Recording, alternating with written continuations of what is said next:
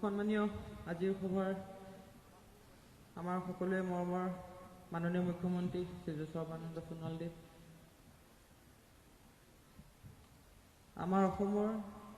DGP সঞ্চালক Bhaskarjyoti Mahanta sir, লগতে মঞ্চত উপবিষ্ট ব্যক্তিসকল, বিভিন্ন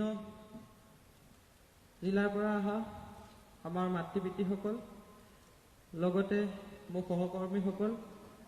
আৰু সাংবাদিক বন্ধুসকল, মোৰ বিষয়ে সকলোৱে জানে। আজি বেলেগ একো নকওঁ, খালি এই যি পদটো দিছিলে, এই পদটো ক্লাছ যেতিয়াৰ পৰা স্কুল গৈছোঁ তেতিয়াৰ পৰাই মনত এটা ধাৰণা আছিল যে এদিন পুলিচ অফিচাৰ হ'ম, আৰু এইটো শিকাইছিল মোৰ মায়ে।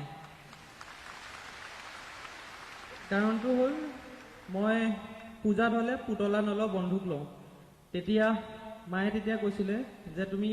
যদি বন্ধুকে লোৱা তেনেহ'লে অসম পুলিচত চাকৰি কৰিব লাগিব, তুমি তেতিয়া দৰমহাও পাবা আৰু ভাল মানুহ হ'বা। গতিকে যেনেকৈ নহওক খেলৰ জৰিয়তে আজি এই পৰ্যায় পাইছোহি,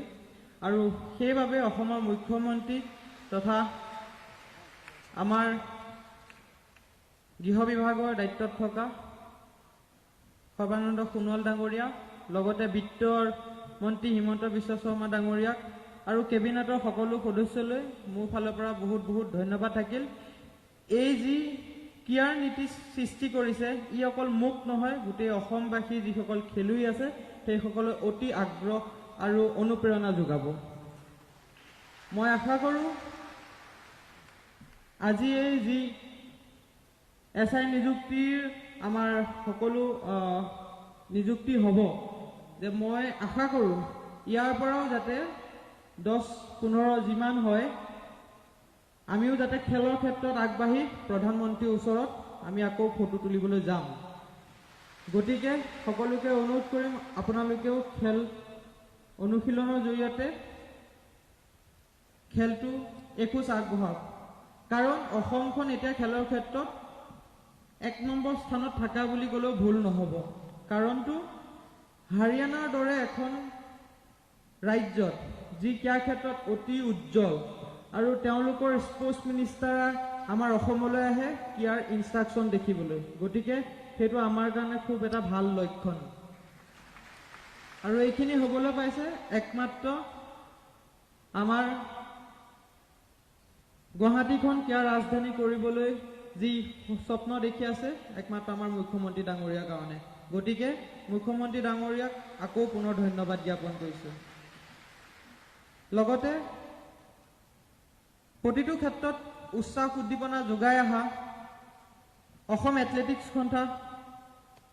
অসম অলিম্পিক সন্থাই যি সহায় সহযোগিতা আগবঢ়াই আহিছে, তাৰ কাৰণে মই লক্ষ্য কোঁৱৰ ডাঙৰীয়াক আৰু তেওঁ গোটেই টীমটোক ধন্যবাদ জ্ঞাপন কৰিছোঁ। কাৰণ তেওঁ যি এছিয়ান গেমছ আছিলে, তাত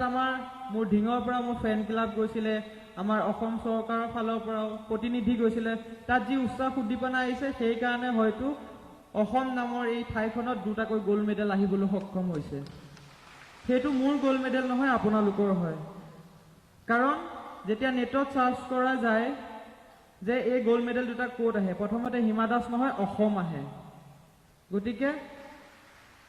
সেইবাবে মোৰ ভাল লাগে। আৰু লগতে আমাৰ ডিজিপি ছাৰৰ কথা সকলোৱে জানে,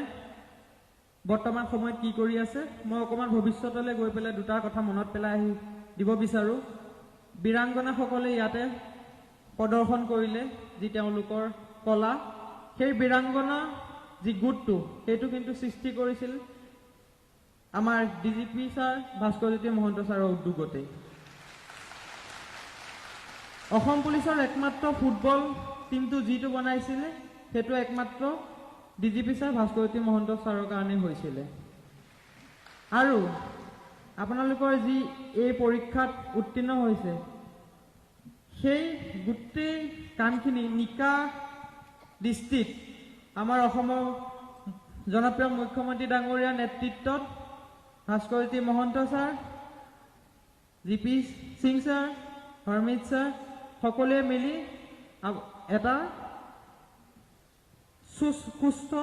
আৰু স্বচ্ছতা এই পৰীক্ষাটো পাতি আপোনালোক আজি নিযুক্ত হৈছে তাৰ কাৰণে আপোনালোককো বহুত বহুত ধন্যবাদ আপোনালোকে কষ্ট কৰক খেলৰ ক্ষেত্ৰতো আগবঢ়াই নিয়ক ৰাইজৰ লগত একেলগে হৈ আমি সকলোৱে কাম কৰি অসম পুলিচক আৰু এখোজ আগবঢ়াই লৈ যাম এইখিনি কথা কৈ আৰু দুটা কথা মনলৈ আহিছে সেই দুটাও কৈ থৈ যাওঁ আজি ভাৰতৰ প্ৰধানমন্ত্ৰী ডাঙৰীয়াই খেলৰ কথা ক'লেই প্ৰথমতে অসমৰ কথা কয় তেতিয়া আমাৰ সকলোৱে চাগে বুকু ফিন্দি উঠে কাৰণ কিয়া এক শান্তি প্ৰাংগণ আমাৰ ভূপেন মামাই কৰি থৈ গৈছিলে যদি কোনো দেশত কিয়া নাথাকে তাত শান্তি নাথাকে অসমত কিয়া আছে সেইবাবে আমাৰ শান্তি সমৃদ্ধি সকলো একতা হৈ আছে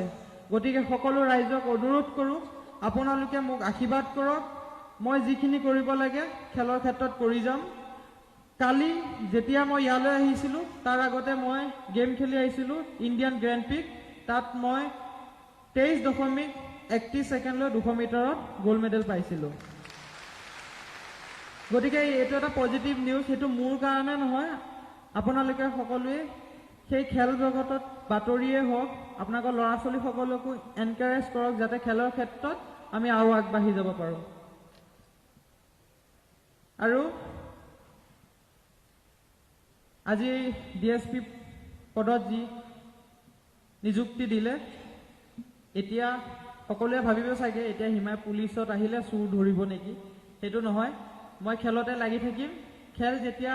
অৱসৰ গ্ৰহণ কৰিম তেতিয়া আমি কাম কৰিম কিন্তু অসম পুলিচৰ কাৰণে সদায় কাম কৰি যাম সি যি ভালেই হওক বা বেয়াই হওক তেওঁলোকক সদায় সেইখিনি বাহিৰত কেনেধৰণে পুলিচসকলে কাম কৰে সেইখিনি ইয়াত ক'বলৈ চেষ্টা কৰিম বা দেখাবলৈ চেষ্টা কৰিম আৰু পুলিচ হোৱাৰ ক্ষেত্ৰত কেইজনমান ব্যক্তি মোৰ লগত সদায় জড়িত হৈ আছিলে এজন ব্যক্তি মৃত্যু পৰ্যন্ত সদায় মনত ৰাখি যাম তেওঁলোকৰ নামটো মই পিছত এদিন ক'ম কিন্তু তেওঁ সদায় মনত লৈ যাম আৰু এই ক্ষেত্ৰত মোৰ মামা বিবেকানন্দ দাস তেওঁ অসম পুলিচতে কৰ্মৰত তেওঁ বহুতখিনি এনকাৰেজ কৰিছিলে আমাৰ হৰমিত ছাৰে মোক ফোন কৰি পেলাই পাটিয়ালাত থাকোঁতে বহুত এনকাৰেজ কৰিছিলে তাৰ আগতেও জিপি সিং ছাৰে মোক এনকাৰেজ কৰিছে গতিকে এইখিনিয়ে ক'বলগীয়া আছে খুব ভাল লাগিছে বহু দিনৰ পিছত অসমলৈ আহিছোঁ আকৌ কাইলৈ যামগৈ সকলোৱে যাতে আশীৰ্বাদ কৰে বাকী খেলৰ ক্ষেত্ৰত চিন্তা নকৰিব যি কৰিম মই নিজৰ ভাল আপোনালোকৰ ভালৰ কাৰণে কৰিম অহা মাহত অতি ভাল খবৰ এটা আপোনালোকৰ মাজলৈ প্ৰেৰণ কৰিম ধন্যবাদ জয় আই অসম জয় হিন্দ